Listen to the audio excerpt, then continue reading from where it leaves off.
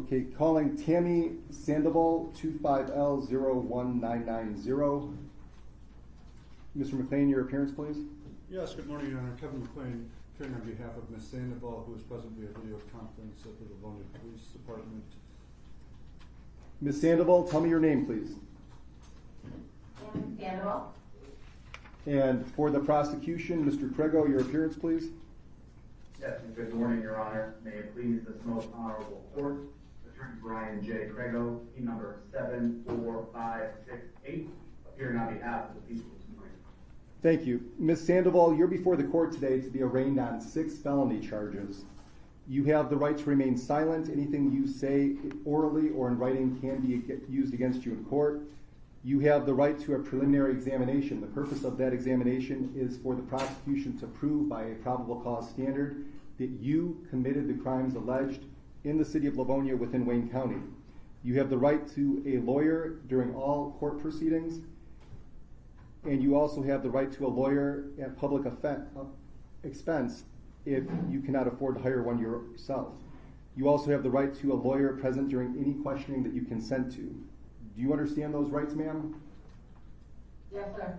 Okay, I'm going to tell you what the charges are. I'm going to tell you what the penalty for those charges are. It is alleged by the people of the state of Michigan versus Tammy Sandoval that on June 29th of 2025 in the city of Livonia, Michigan, count 1, operating with license suspended, revoked, or denied causing death. That you did operate a motor vehicle upon the intersection of Linden Street and Merriman Road, a highway, while your operator's license was suspended or revoked, and the operation of that vehicle did cause the death of Khalil Robinson, contrary to MCL 257904. That is a felony. It's punishable by up to 15 years in prison and or a fine of $2,500 to $10,000, along with vehicle forfeiture, vehicle immobilization. A defendant may be convicted for each death arising out of the same transaction, and the court may order consecutive sentencing under MCL 769.36. Count 2 alleges operating while license suspended, revoked, or denied causing serious injury. That you did operate a motor vehicle upon the intersection of Linden Street and Merriman, a highway, while your operator's license was suspended or revoked. By the operation of that vehicle did cause the serious impairment of a bodily function to Chloe Robinson, contrary to MCL 257904. That is a felony punishable by up to 5 years in prison and or a fine of $1,000 to $5,000, along with vehicle forfeiture or vehicle immobilization. Count 3 alleges operating while license suspended, revoked, or denied causing serious injury. That you did operate a motor vehicle upon the intersection of Linden Street and Merriman Road, a highway, while your operator's license was suspended or revoked, and by the operation of that vehicle, you did cause the serious impairment of a bodily function to Tia Danae Robinson, contrary to MCL 257904. That is also a felony punishable by up to 5 years in prison and or a fine of $1,000 to $5,000 with vehicle forfeiture or immobilization of the vehicle. Count 4 alleges failure to stop at the scene of an accident when at fault, resulting in death.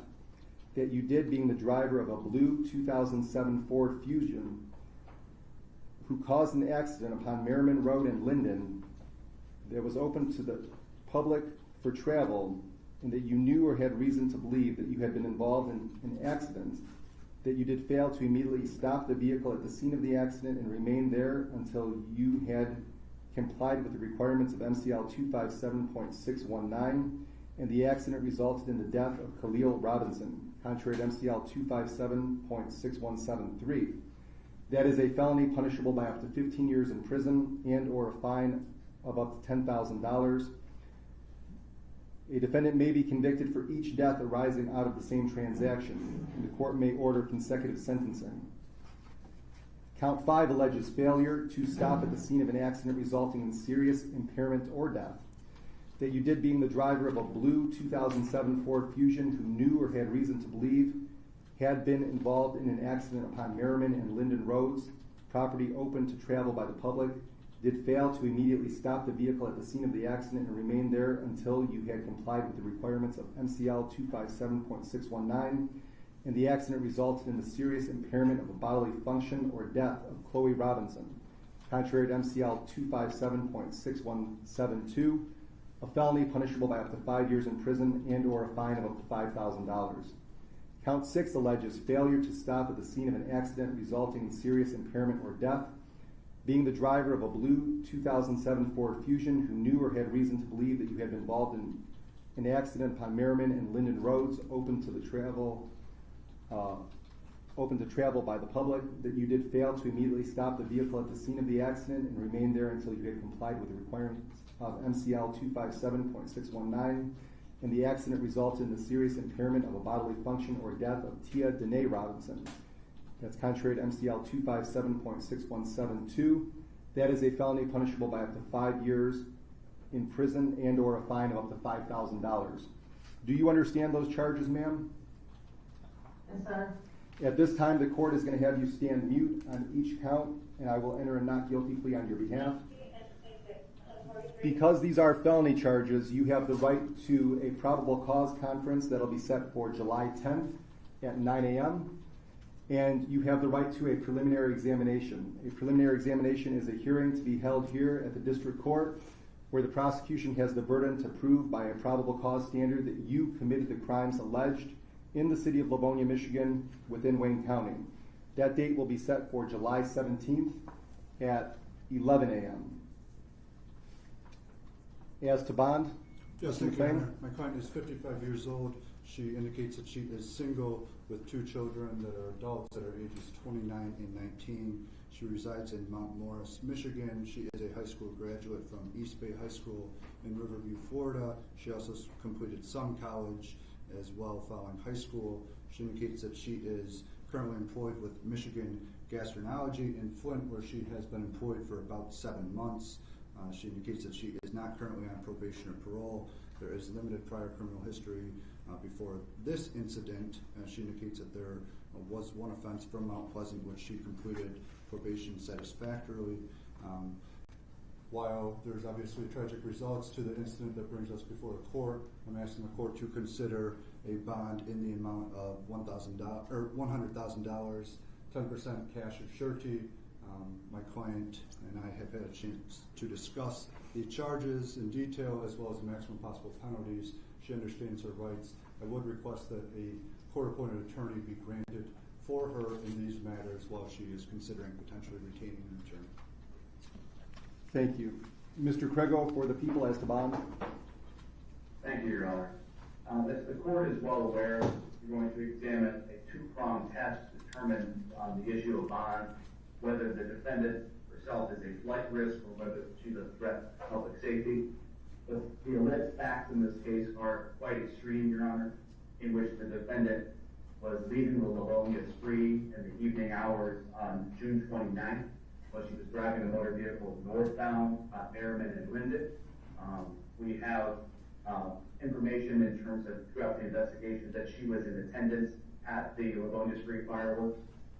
And when she approached the intersection, she entered the intersection at a flashing yellow while 3 individuals were attempting to cross from Linden along the going eastbound on Linden. And Your Honor, she struck not 1, not 2, but 3 members of the Robinson family.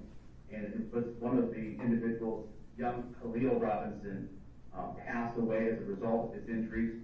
He was 3 years of age, set to turn 4 in the month of August. His twin sister was also injured, Chloe Robinson. She was hospitalized and has then, thankfully, been discharged from the hospital and is now suffering from, at this time, life-threatening injuries. But her mother, Tia, 28-year-old mother, who was escorting her children through the crosswalk at Linden and Merriman, she remains hospitalized at this hour. And I've had conversations with the Robinson grandparents, Regina and Michael Robinson.